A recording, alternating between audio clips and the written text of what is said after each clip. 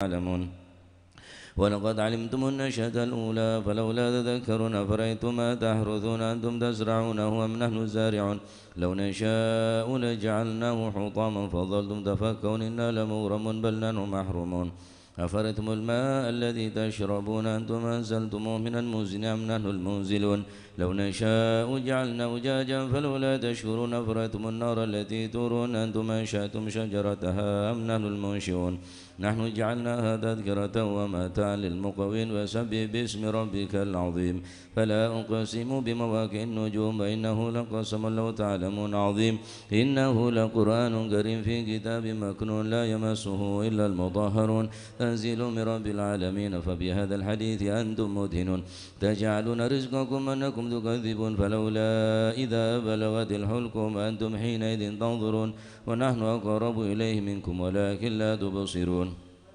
فلولا إن كنتم غير مدينين ترجعونها إن كنتم صادقين فأما إن كان من المقربين فراح ورحان وجنة نعيم وأما إن كان من أصحاب اليمين وسلام لك من أصحاب اليمين وأما إن كان من المكذبين الضالين فنزل من حميم وتسلية جحيم إن هذا لهو حق اليقين وسبح باسم ربك العظيم اللهم صل وجوهنا باليسار ولا توهنا بالإقتار فنسترزق طالب رزقك ونستعظم شرار خلقك ونشتغل بحمد من أعطانا ونبتلى بذنب من منعنا وأنت من وراء ذلك كله أهل العطاء والمن اللهم كما سنت وجوهنا للسجود إلا لك فسننا للحاجة إلا إليك بجودك وكرمك وفضلك يا أرحم الراحمين يا أرحم الراحمين يا أرحم الراحمين أغننا بفضلك عمن سواك وصلى الله على سيدنا محمد وعلى آله وصحبه وسلم الحمد لله رب العالمين فات إلى حضرة حبيبنا وشفيعنا رسول محمد بن عبد الله صلى الله عليه وسلم ثم إلى أرواح آبائه وإخوانه من الأنبياء والمرسلين صلوات الله عليهم أجمعين كافة الأولياء الشهداء الصالحين أينما كانوا وحلت أرواح من مشارق الأرض المغاربها وبربرها خصوصا إلى روح الحبيب علي بن محمد بن سلة الحبشي صاحب هذا المقام الجد عبد الله وزوجته الوالد أحمد خليل عبد الله إخوانه أمواتنا وأمواتكم وأموات الحاضرين وأموات المسلمين أجمعين غفر الله لهم إلى حضرة النبي محمد صلى الله عليه وسلم بسر الفاتحة.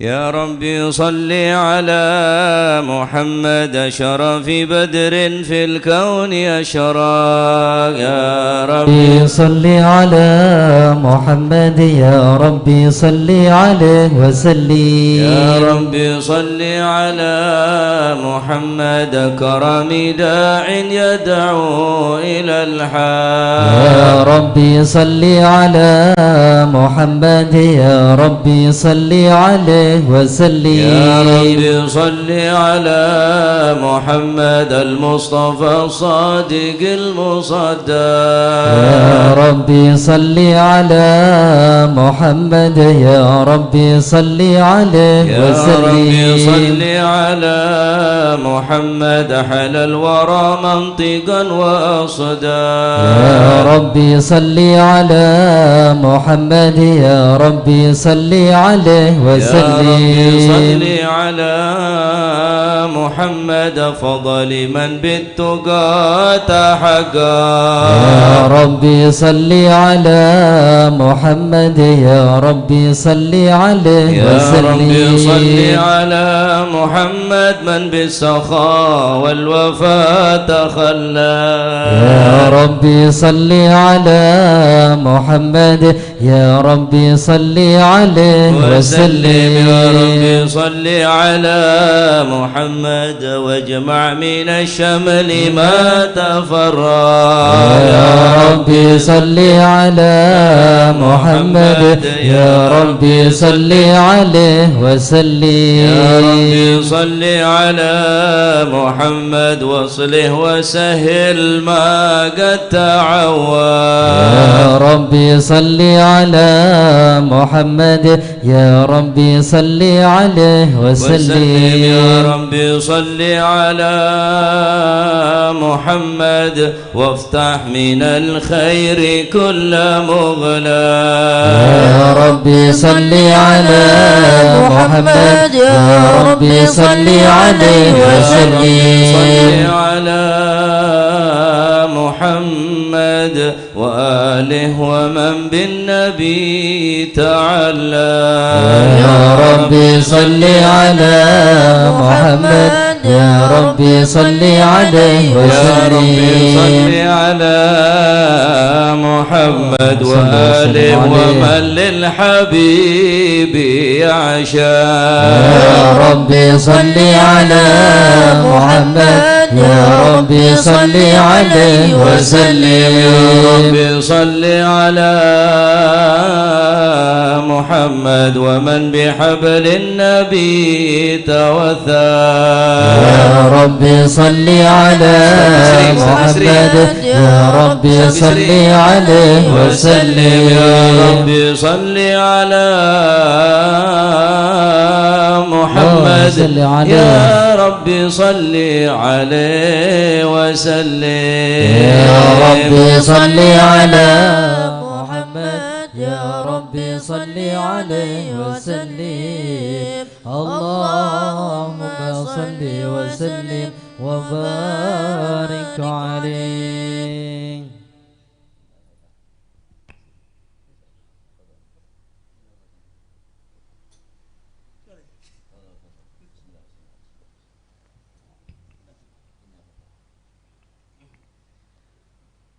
أعوذ بالله من الشيطان الرجيم. بسم الله الرحمن الرحيم. إنا فتحنا لك فتحا مبينا ليغفر لك الله ما تقدم من ذنبك وما تأخر ويتم نعمته عليك ويهديك صراطا مستقيما.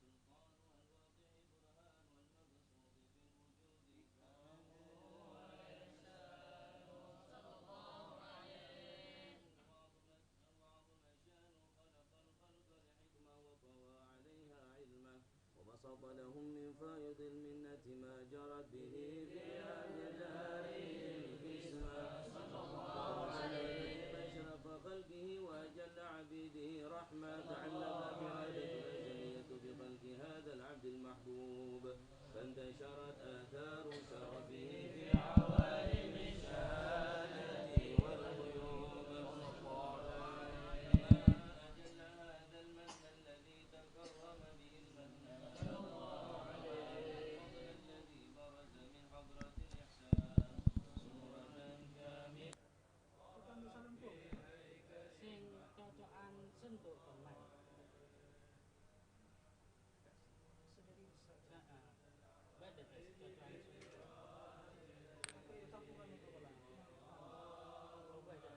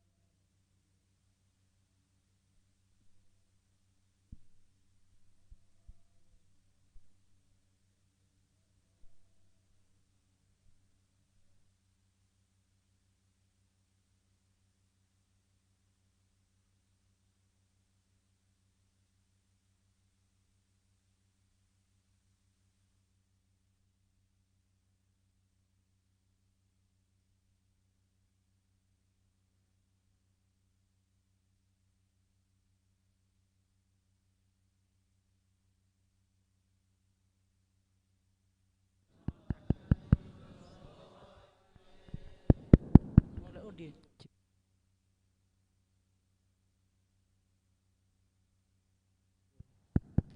cek cek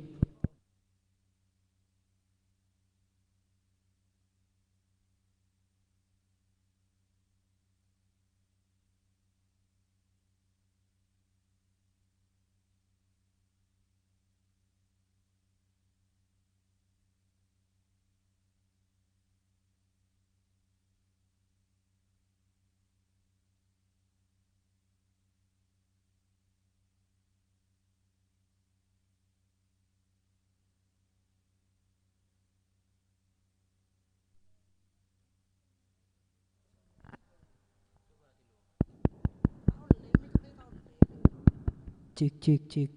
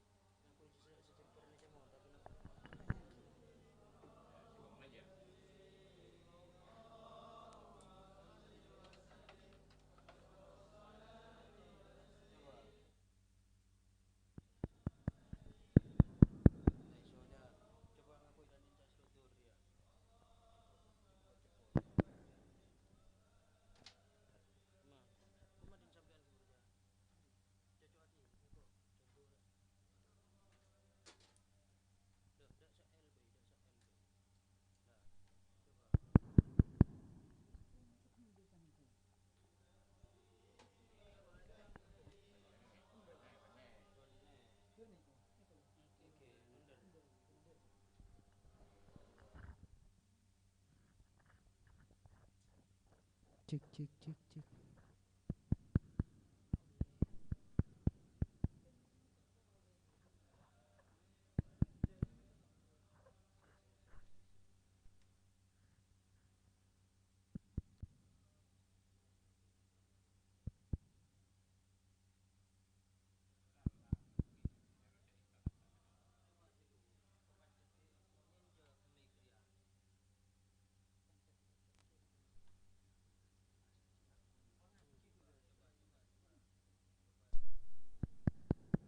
Cik cik.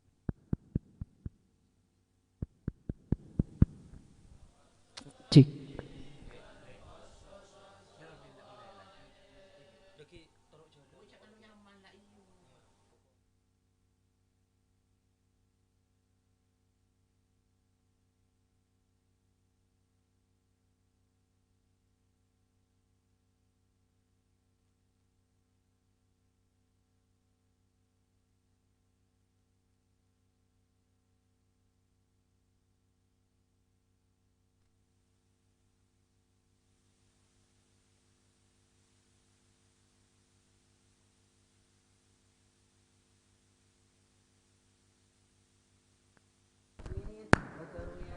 Bedor bedor.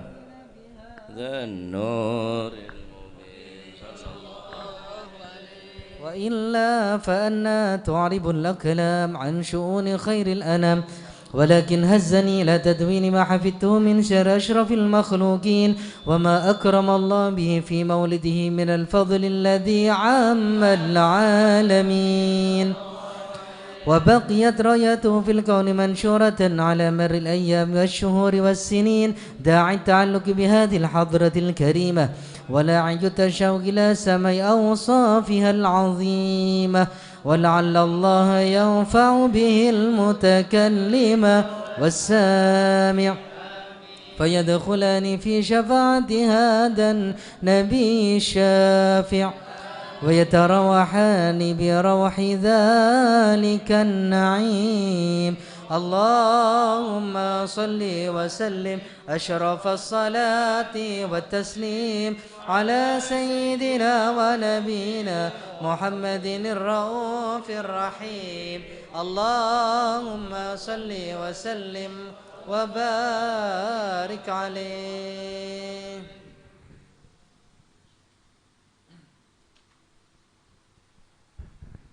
Make hitung tak remo. Kemana? Terbang tamu ni berarti.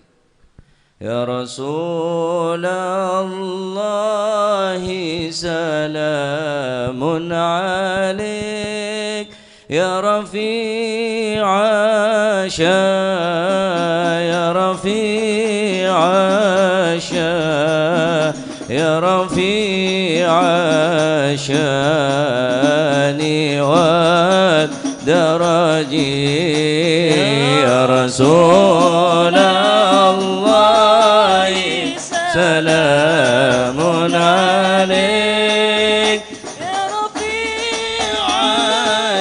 الله يا رفيع الشان يا رفيع الشان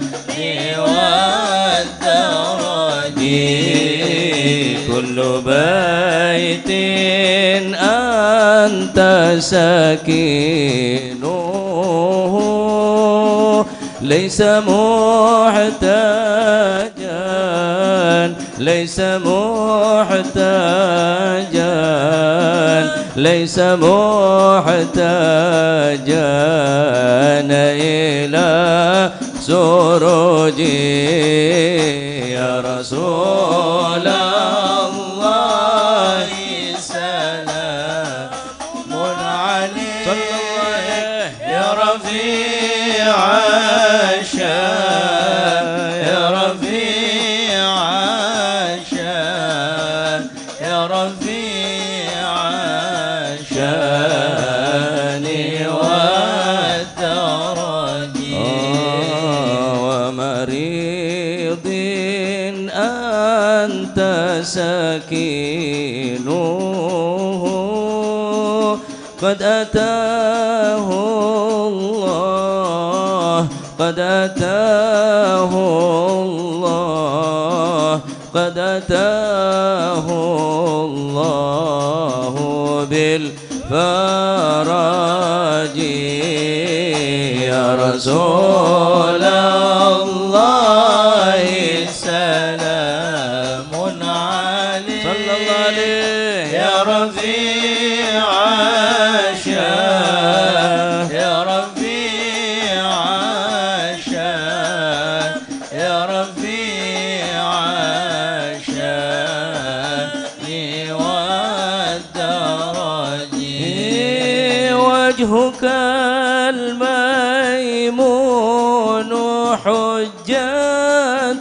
حجتنا يوم تأتي الناس بالحجج كل نوم النار تجي فرجا رب عجل منك بالفرج يا رسول الله صلى الله عليه يا رفيع الشان يا رفيع الشان يا رفيع الشان والدرج وجزاك الله خير الجزاء يا منير الكون بالبلاج وجزاك الله خير الجزاء يا منير الكون بالبلد يا رسول الله صلى الله عليه اللهم صل وسلم عليه يا رفيع الشان يا رفيع الشان يا رفيع الشان والدرج أهل بيت المصطفى الطهور هم أمان الأرض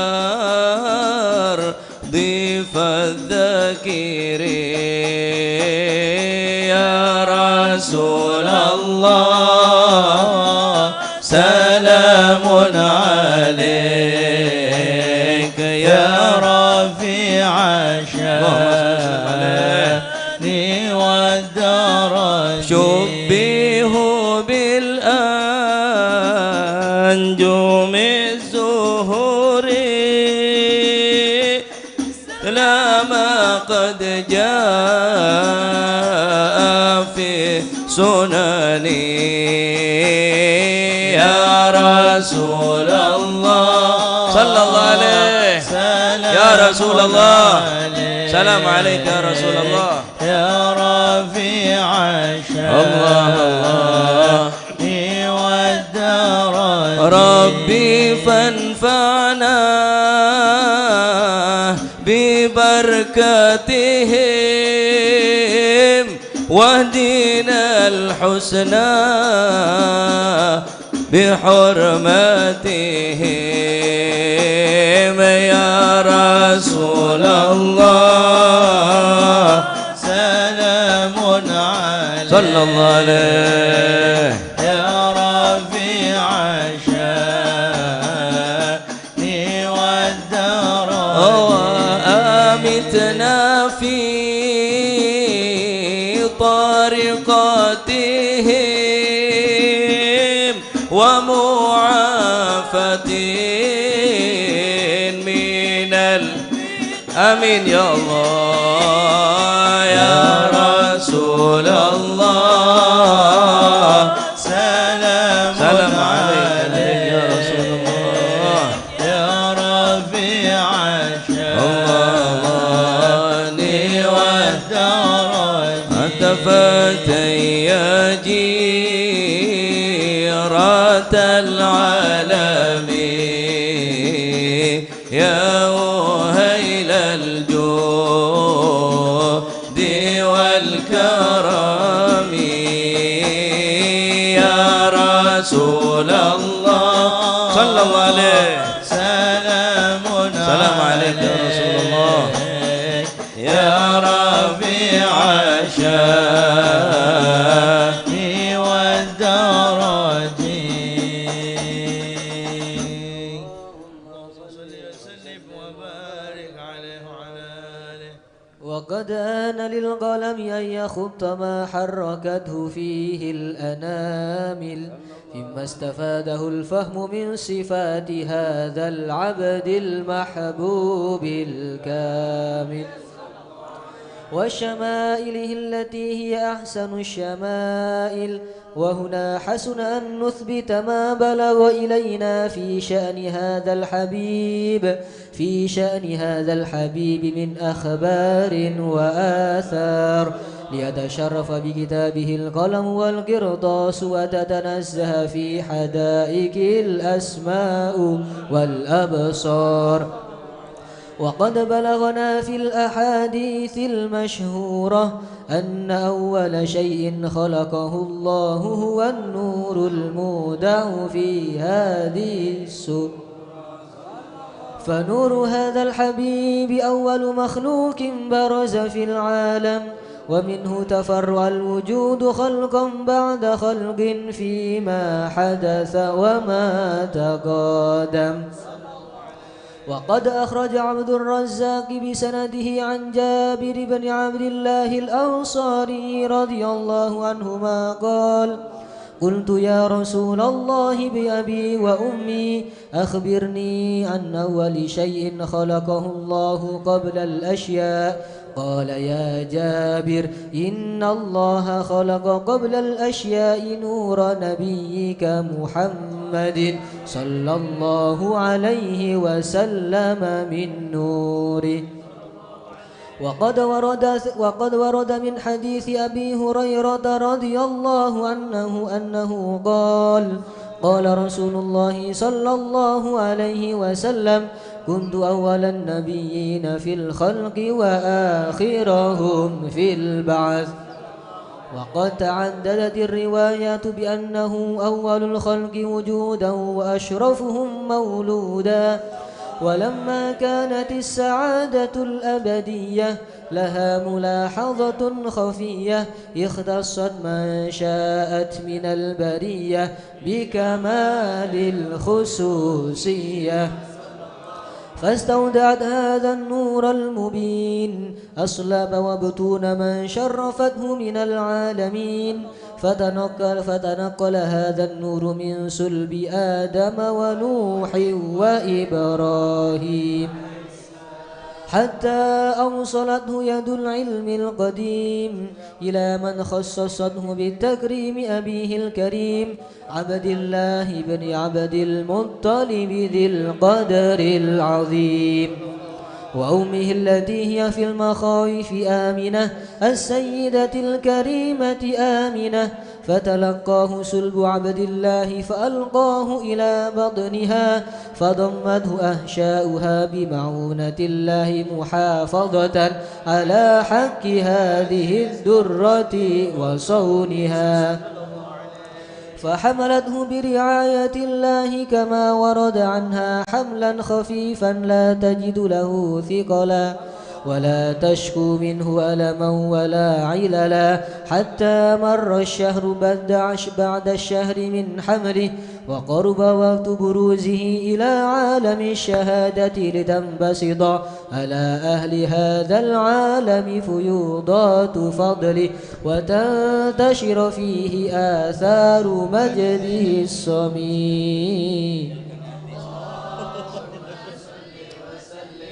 أشرف الصلاة وتسليم على سيدنا ونبينا محمد الرؤوف الرحيم.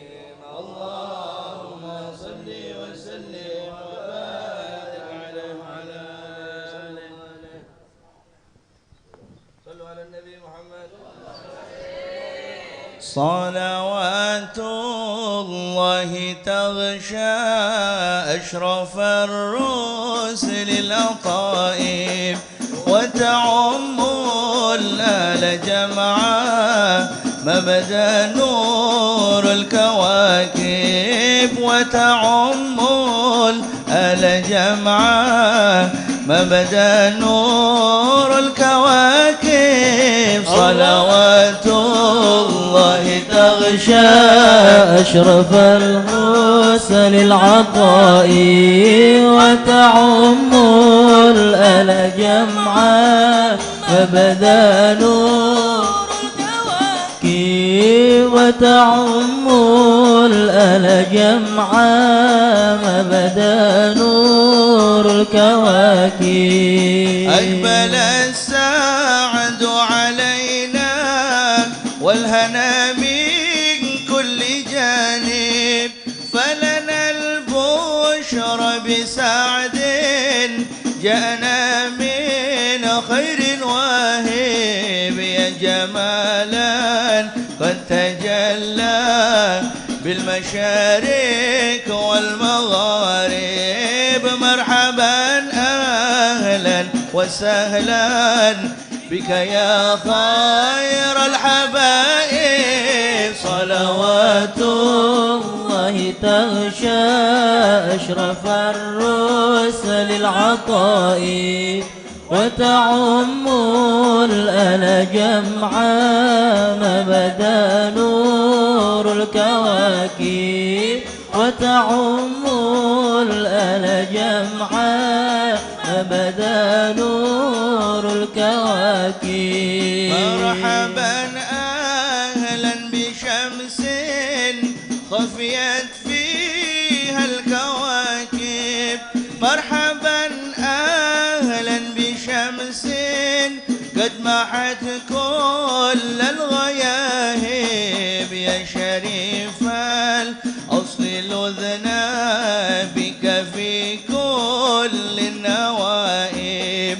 أنت ملجأ كل عاص أنت مأوى كل تائب. صلوات الله تغشى أشرف الرسل العطاء وتعم الآل جمعا مبدا نور الكواكب وتعم الآل جمعا مبدا نور الكواكب. الله جئت من أصل أصيل حل في أعلى الذوائب من قصي ولؤي بدخل ماجد بن غالب واعتلى مجدك فخرا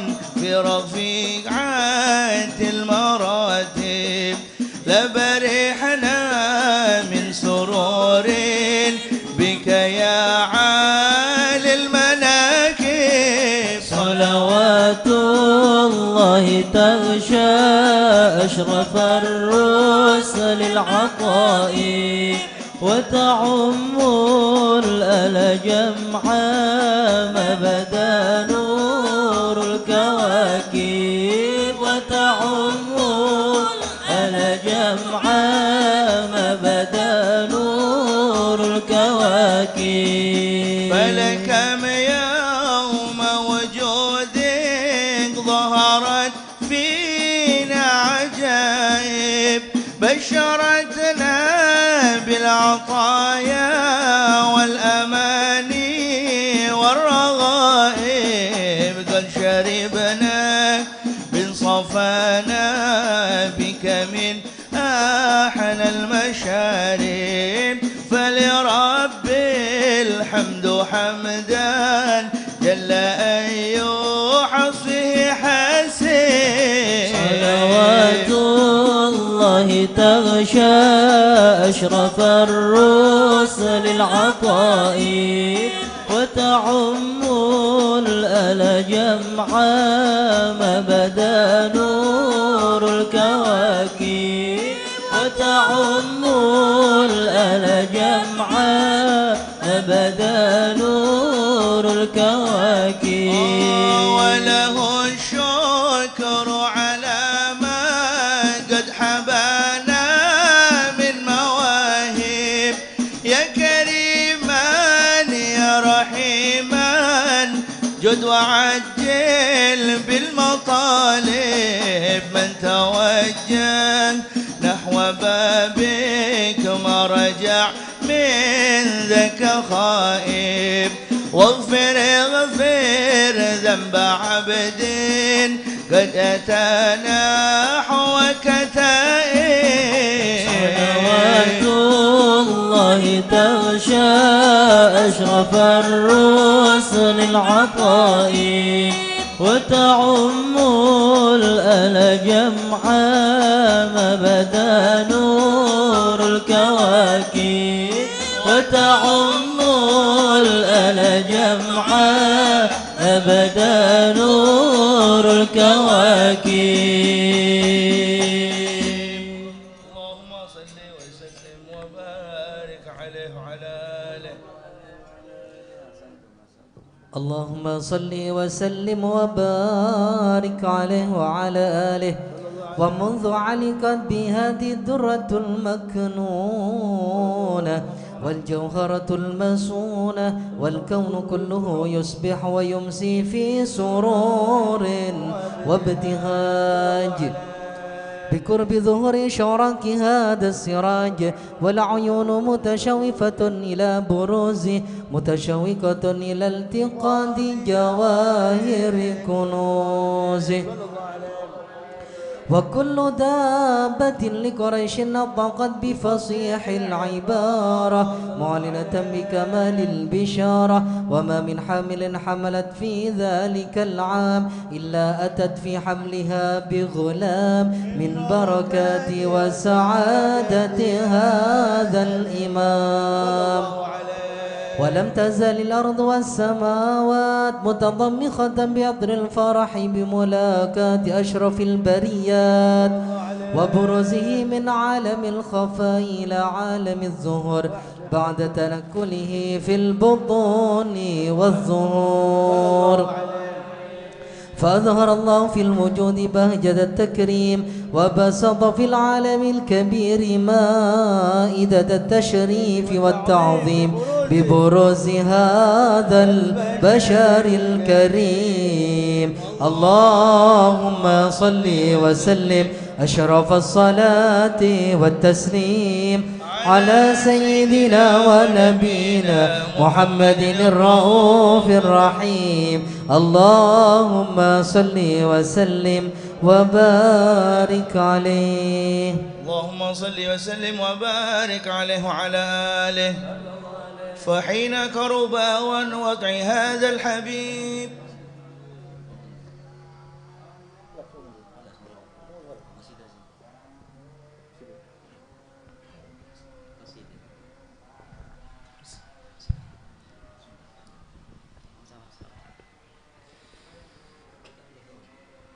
رب فاجعل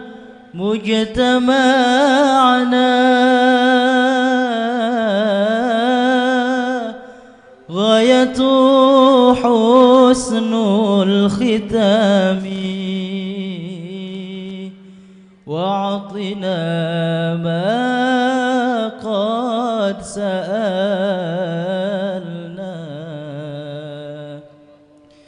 من عطاياك الجسام واكرم الأرواح منا يا الله بلقاء خير الأنام وابلغ المختار عنا من صلاة وسلام صلوا على نور الذي عرج السماء يا فوز من يا فوز من صلى عليه صلى عليه وسلم صلوا على نور الذي عرج السماء يا فوز من يا فوز من صلى عليه وسلم جادا سليمان بالوصال تكرما فسر السرور فسر السرور إلى فؤادي وخيما صلوا على نور الذي عرج السماء يا فوز من يا فوز من صلى عليه وسلم في جنة ما شاق لي من وصلها إلا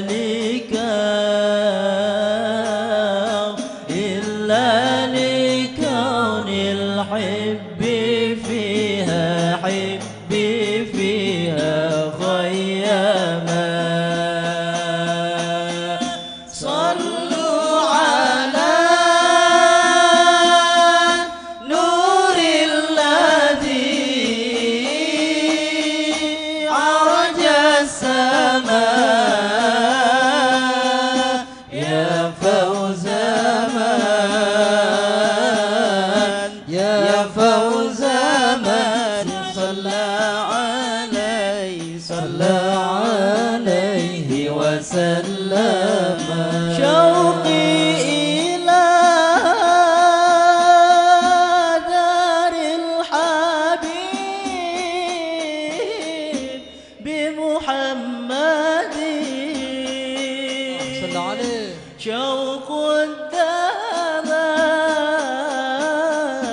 شوق الدماء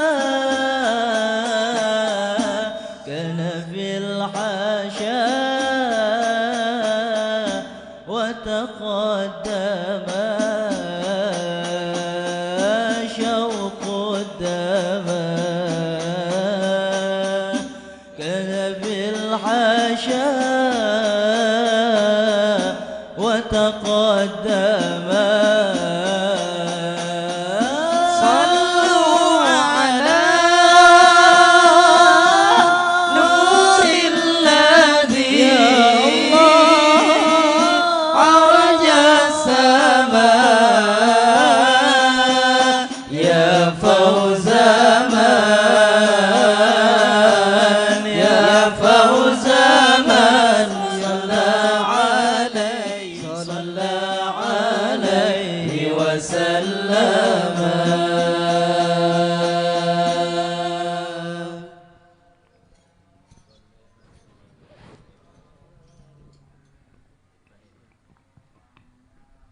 اللهم صل وسلم وبارك عليه وعلى آله.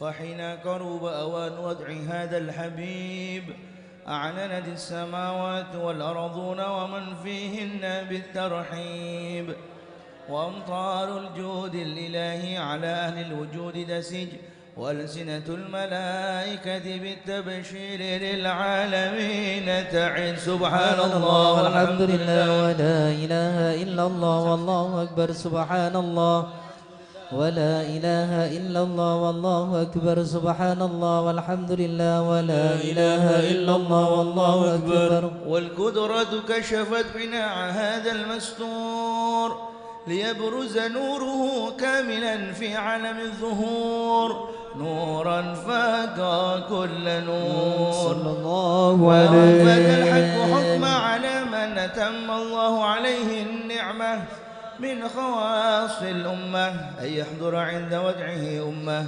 تأنيسا لجنابها المسعود ومشاركة لها في هذا السماط الممدود. صلى الله عليه. فحضرت بتوفيق الله السيدة مريم والسيدة آسية ومعهما من الحور العين من قسم الله له من الشرف بالقسمة الوافية. فأتى الوقت الذي رتب الله على حضوره وجود هذا المولود، فانفلق سبح الكمال من النور عن عمود، وبرز الحامد المحمود مذعنا لله بالتعظيم والسجود. صلى الله على محمد صلى الله عليه وسلم. صلى الله على محمد صلى الله عليه وسلم. اللهم صل على محمد ومولانا محمد. يا نبي سلام عليك، يا رسول سلام عليك، يا حبيب سلام عليك، صلوات الله عليك. يا نبي سلام عليك، يا رسول سلام عليك، يا حبيب سلام عليك، صلوات الله عليك. شرق الكون ابتهاجا بوجود المصطفى أحمد، ولأهل الكون أنس وسرور قد تجدد. يا نبي سلام عليك، يا رسول سلام عليك، يا حبيب السلام عليك صلوات الله عليك فاقربوا يا هلا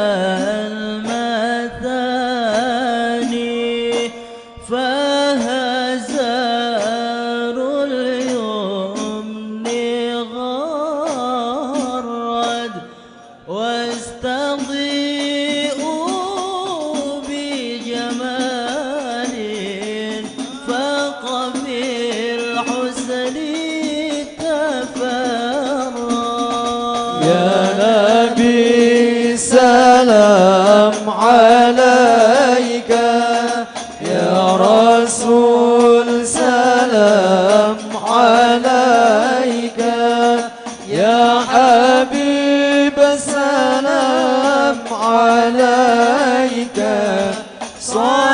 صلوات الله عليك لنا البشرى بسعد مستمر ليس ينفد حيث أوتينا عطاء يا رسول الله جمع الفخر المؤبد الله يا نبي سلام عليك يا رسول سلام عليك الله يا حبيب سلام عليك يا رسول الله صلوات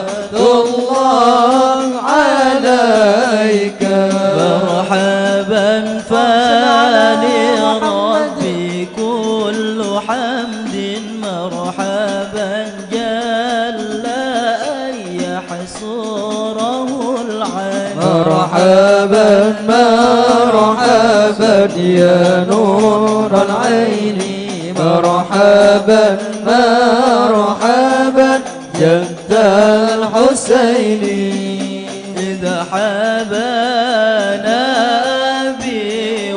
بوجودي مرحبا مرحبا المصطفى الهادي محمد الله مرحبا مرحبا مرحبا يا نور العين مرحبا مرحبا مرحبا جد الحسين الله مرحبا مرحبا يا رسول الله أهلا بك إنا بك نسعد وبجاه يا إلهي جد وبلغ كل مقصود يا نبي سلام عليك يا رسول سلام عليك يا حبيب سلام عليك صلوات الله عليك واهدنا نهج سبيلي كي به نسعد ونرشد ربي بلغنا بجاهي بجواري خير مقعد صلى الله على محمد مرحبا صلى الله عليه وسلم مرحبا صلى الله على محمد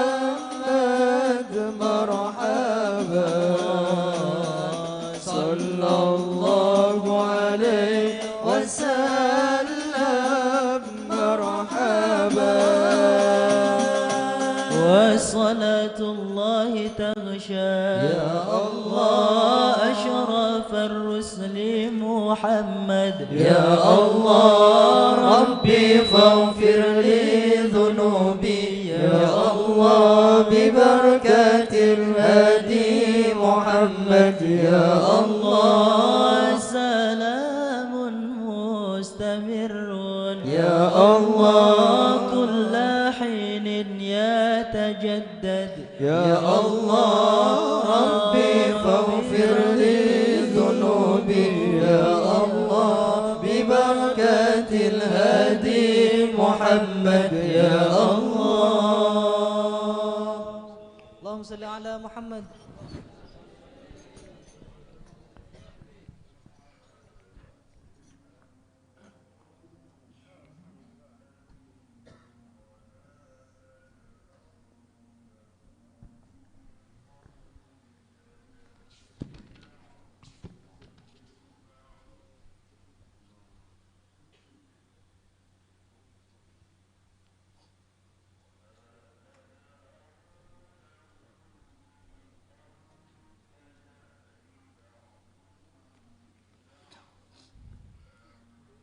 قال رضي الله عنه ببيت سيد محسن بن عبد الله السقاف: اعلموا أن الأشياء كلها متوقفة على حسن الظن، تلمحوا بارك الله فيكم الأسرار من أهلها. وفي الأثر خصلتان ليس فوقهما شيء من الخير: حسن الظن بالله وحسن الظن بخلقه. وخصلتان ليس فوقهما شيء من الشر: سوء الظن بالله وسوء الظن بخلقه. الله يرزقني وإياكم حسن الظن بالله وحسن بخلقه، ويحفظنا من شر سوء الظن بالله وسوء الظن بخلقه.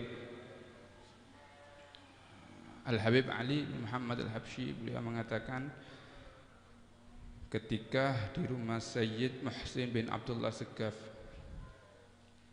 ketahuilah sesungguhnya semua itu segala sesuatu itu membutuhkan husnudzon kepada Allah Subhanahu wa taala.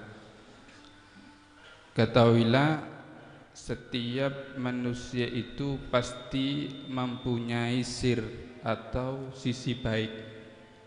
Sak jubek-jubek menungso pasti ada kebaikan. Ada dua perkara yang keduanya ini baik.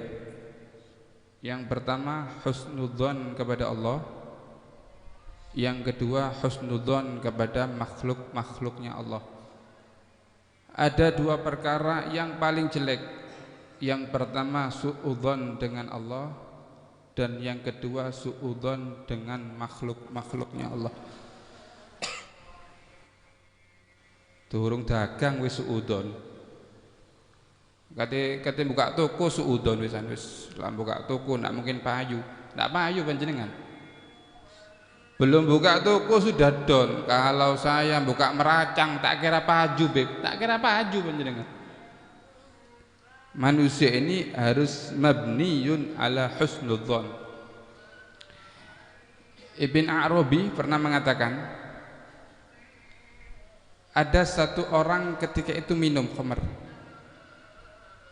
Ibn Arabi mengatakan, saya meyakini saking suudzone menungso, saking husnudzonnya kepada manusia, saya meyakini orang ini setelah minum khamr, dia keluar dari tempat ini, dia taubat dan taubatnya diterima oleh Allah Subhanahu wa taala. Saking husnudzonnya kepada makhluknya Allah. Aku lo kali panjenengan boten. Kakek rokok kakek. Tak kira amal busur pun rokok kakek. Bitta'alluq bi ahli sir yabdu lakasir. Kalau panjenengan punya hubungan dengan orang yang baik, maka panjenengan juga akan mendapatkan kebaikan. Kalau panjenengan punya hubungan dengan orang yang soleh, panjenengan akan mendapatkan kesolehannya.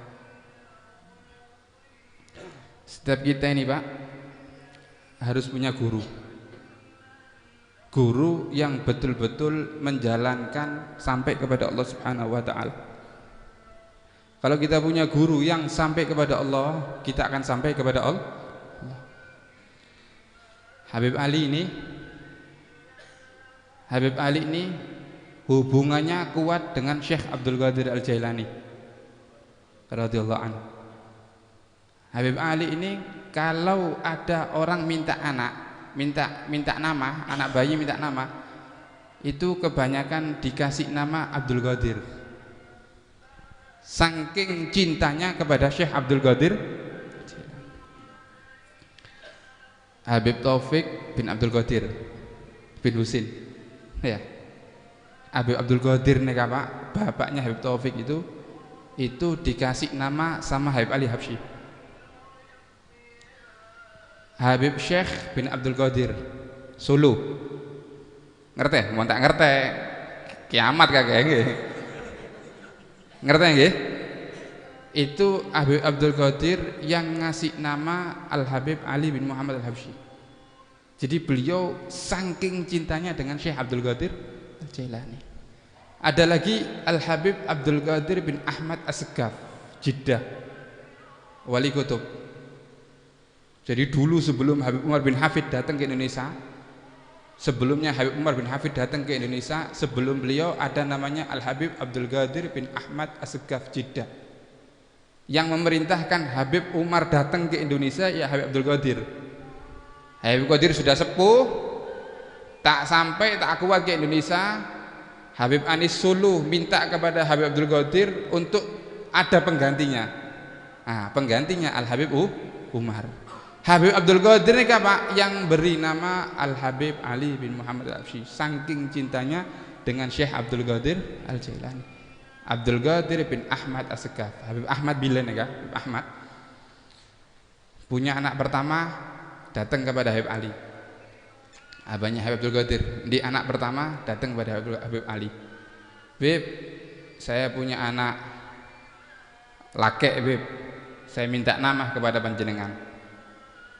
Habib Ali langsung, ada Bu, kasih nama Abdul Qadir, beri nama Abdul Qadir. Ada riwayat mengatakan kalau panjenengan lama hendak punya anak, niatkan dalam hati, kalau saya punya anak tak kasih nama Abdul Qadir, insya Allah lancar, insya Allah lancar. Mohon banyak tahu salam banyak, ya anjur ya seanjurnya. Datang Habib Ahmad ini, Beb saya punya anak, saya minta nama. Katanya Habib Ali ini kasih nama Abdul Qadir, diberi nama Abdul Qadir. Setelah dari Habib Ali Habsyi Pak dikasih nama Abdul Qadir, wafat anaknya ini Habib Ahmad ini wafat. Setelah wafat lahir lagi anaknya Habib Ahmad, lahir minta ke Habib Ali Habsyi.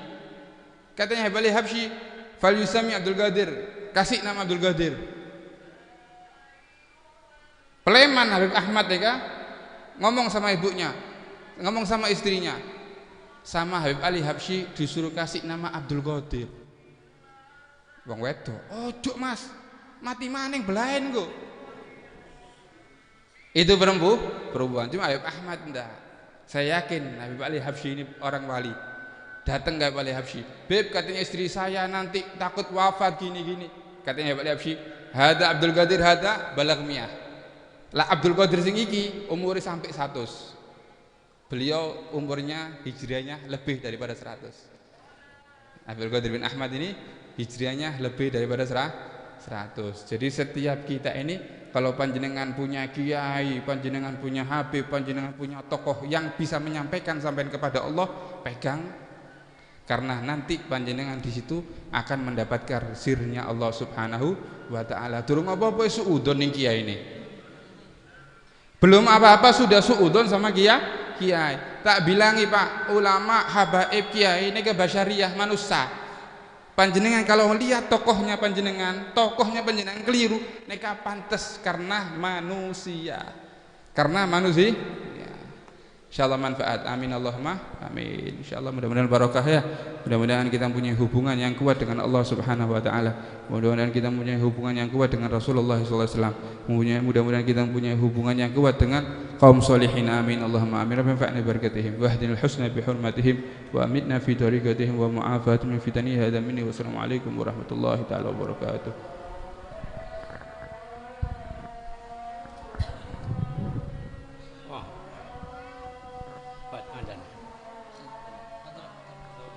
بسم الله الرحمن الرحيم الحمد لله رب العالمين حمدا يوافي نعمه ويكافئ مزيده يا ربنا لك الحمد كما ينبغي لجلال وجهك ولعظيم سلطانك اللهم صل وسلم على سيدنا محمد في الأولين وصل وسلم على سيدنا محمد في الآخرين وصل وسلم على سيدنا محمد في كل وقت وحين وصل وسلم على سيدنا محمد في الملأ الأعلى إلى يوم الدين وصل وسلم على سيدنا محمد وعلى آله وصحبه أجمعين ولما ندم الفكر من درار الأوصاف المحمدية أكودا توجهت إلى الله متوسلا بسيدي وحبيبي محمد صلى الله عليه وسلم أن يجعل سعي فيه مشكورا وفعلي فيه محمودا وأن يكتب أعمالي في الأعمال المقبولة وتوجهي في التوجهات الحالشة والصلات الموصولة اللهم يا من إليه تتوجه الآمال فتعود ظافرا وعلى باب العزة دحت الرحال فتحشاها منه الفيوضات الغامرة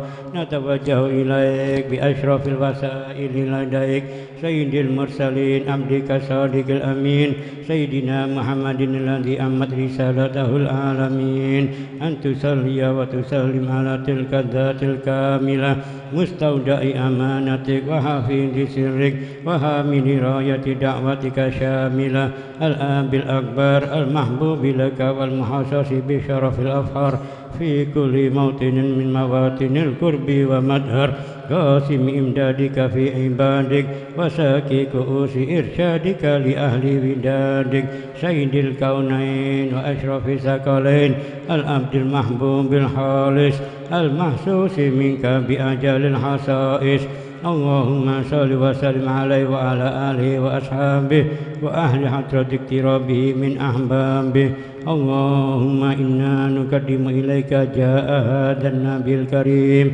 وتوسل إليك بشرف مقامه العظيم أن تلاحظنا في حركاتنا وسكناتنا بعين عنايتك وأن تحفظنا في جميع أدوارنا وتقلباتنا بجميل رعايتك وحسن وقايتك وأن تبلغنا من شرف القرب إليك وإلى هذا الحبيب غاية آمالنا وتتقبل منا ما تحاركنا فيه من نياتنا وأعمالنا وتجعلنا في حضرة هذا الحبيب من الحاضرين وفي طرائق اتباعه من السالكين ولحقك وحقه من المؤدين ولأهلك من الحافظين اللهم إنا لنا أدماء في رحمتك الخاصة فلا تحرمنا ودنونا جميلة هي وسيلتنا إليك فلا تغيبنا آمنا بك وبرسولك وما جاء به من الدين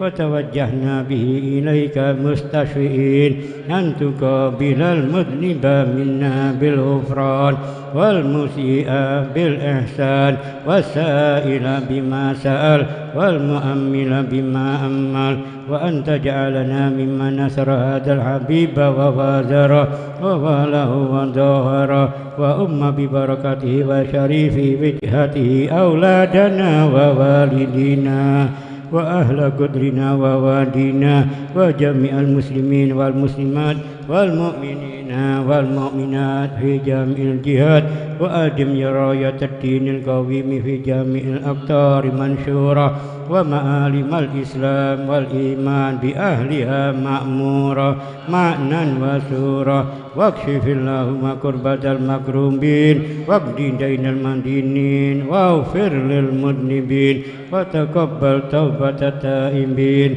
وانشر رحمتك على عبادك المؤمنين أجمعين واكفي شر المعتدين والظالمين وابسط العدل بولاة الحق في جميع النواحي والأقطار وأيدهم بتأييد من عندك ونصر على المعاندين من المنافقين والكفار وجعلنا يا رب في الحسن الحسين من جميع البلايا وفي الحفظ المكين من الذنوب والخطايا وأدمنا في الأعمال بطاعتك وصدق في خدمتك قائمين وإذا توفيتنا فتوفنا مسلمين مؤمنين واختم لنا منك بخير أجمعين وصل وسلم على هذا الحبيب المحبوب للأجسام والأرواح والقلوب وعلى آله وصحبه ومن إليه منسوب وآخر دعوانا الحمد لله رب العالمين بفضلك سبحانك ربك رب العزة عما يصفون وسلام على المرسلين والحمد لله رب العالمين بسر الفاتحة.